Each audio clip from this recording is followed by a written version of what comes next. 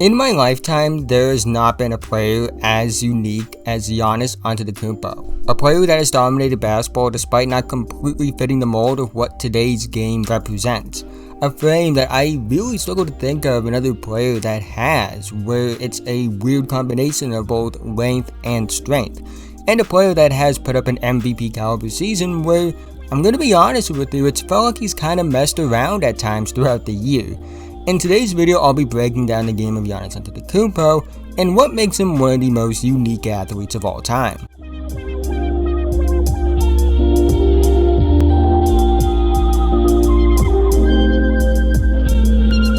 Quickly before we get into today's video, I've noticed that about only 9.7% of you guys that watch my videos happen to be subscribed. So I happen to fall into that other 90.3% of people that watch these videos but happen to not be subscribed, and you like basketball content. I really think this is the channel for you. So if you haven't already, like, subscribe, hit notification bell, be notified whenever I release a video.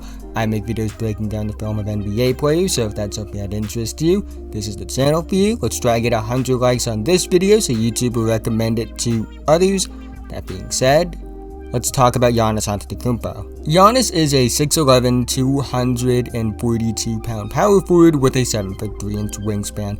The way I would describe his frame is like a weird combination between Kevin Durant and LeBron James' frame, where he has sort of the outline frame of Kevin Durant, the lanky kind of build, but he's also really jacked and kind of has the muscle the way LeBron does. So I think having a frame that can be described as a combination of two of the best forwards ever, which Giannis is also one of those in his own right as well, is pretty crazy.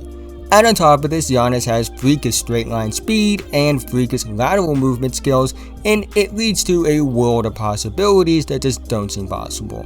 Some people think that Giannis is only good because of these freakish physical gifts, which I don't think is true. To me, Giannis is great because of the freakish physical gifts combined with his skills as a basketball player. Giannis has a really good handle, which combined with his frame, straight line speed, lateral movement, and strength make him one of the, if not the most dangerous slasher in basketball history.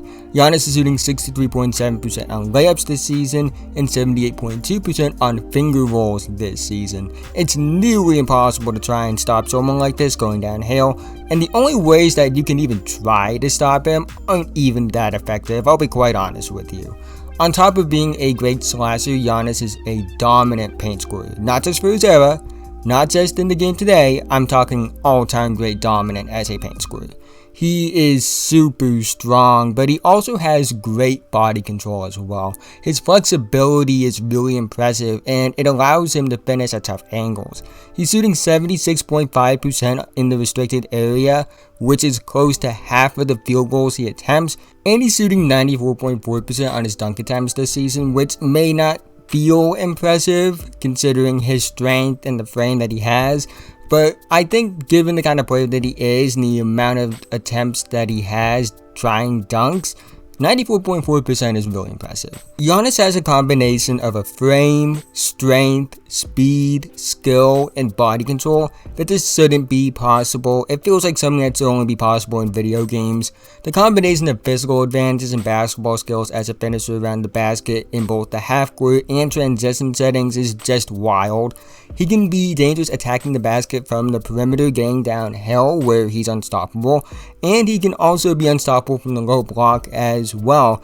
And to have a player that you can legitimately say is unstoppable in the paint and he knows it, that's really scary. Giannis is also a really good passer as well that combines good vision and good understanding of his scoring gravity.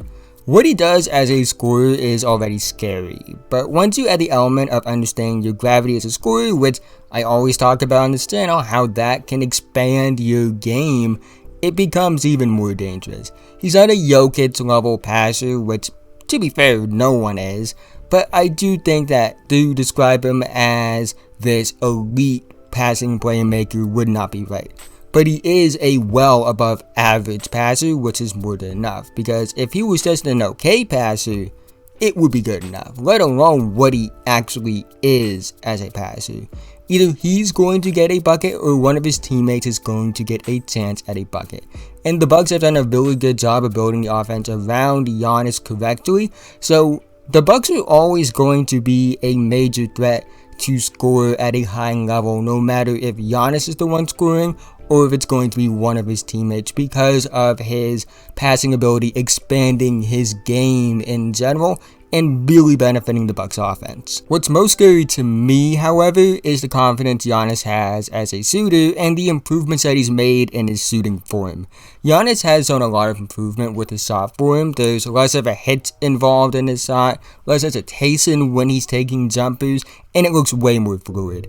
On top of just being comfortable as a shooter, being an encouraging enough sign, the numbers are somewhat encouraging. I will say this, his numbers aren't great as a shooter overall, shooting 34.9% on jump shots, which is below league average, and 30.2% on 3-pointers on a decent amount of volume. However, his mid-range numbers are encouraging to me. He's shooting 42.2% from 10 to 14 feet, he's shooting 44% from 15 to 19 feet, and overall in general, when you factor in anything beyond that, that is considered a 2-point field goal, he is shooting 41.1% from the mid-range in general.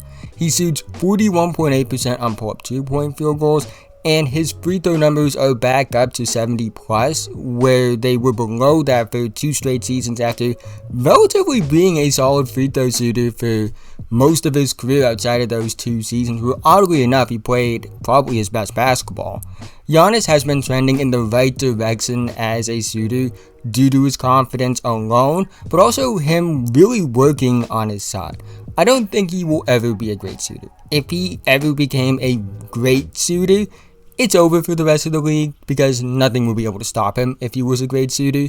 But I do think that realistically, he can be someone that is respectable as a shooter. And that alone is scary. And it wouldn't shock me if within the next 2 seasons, Giannis is at the level of a respectable baseline level shooter. Being a dominant paint scorer and slasher while also having to respect someone's jump shot is a concept that doesn't seem possible, and it's really scary for teams to probably try and defend something like that. Having all the physical tools and the basketball skills that Giannis has is great, and they have made him a great player. But what separates Giannis from those not only currently but historically and make him one of the best players of all time is his mindset. He may carry himself as a humble person off the court, but on the court, it's a different story. He dominates his opponent. He wants people to know that no matter what they try, it's not going to work. He wants defenders to know that their best isn't enough to stop him. He's constantly working on improving his game. He's reached the pinnacle of basketball, and it still feels like we haven't seen him at his peak yet. Do you know how scary it is to have someone who's won 2 regular season MVPs, won an NBA title, 1 Finals MVP as well, a Defensive Player of the Year, have one of the greatest single series we've seen by a player in the finals ever, have arguably the greatest single game in NBA Finals history, and it still feels like we haven't seen his final form? That's insanely scary. And that's how good Giannis is. Giannis is what happens when you take someone that has the tools to be great and also has the mindset to want to be the greatest. And his wiring as a player and his motivation and his work ethic are rivaled only by his fellow peers that are also the best to ever lace them up. But that's the end of this video. If you made it to this point, thank you so much. It really means a lot to me that you guys watch these videos. Again, if you fall into that 90.3% of people that watch these videos and happen to not be subscribed, and you made it to this point in the video, why not subscribe? You clearly saw something you liked in this video, and I really do think that if you enjoy basketball content, you would enjoy the content that I make, so I'd really appreciate if you did that. Thank you for helping me reach 500 subscribers. At the time of recording this, we were actually at around 540 subscribers, so about 60 away from 600, and then obviously the goal now is 1K subscribers, so you could help me out a lot by subscribing if you haven't already. I really appreciate you guys showing the support that you have on these videos, and I really appreciate it. So I think I said appreciate twice. I don't know. Anyways, I'll see you guys in the next one.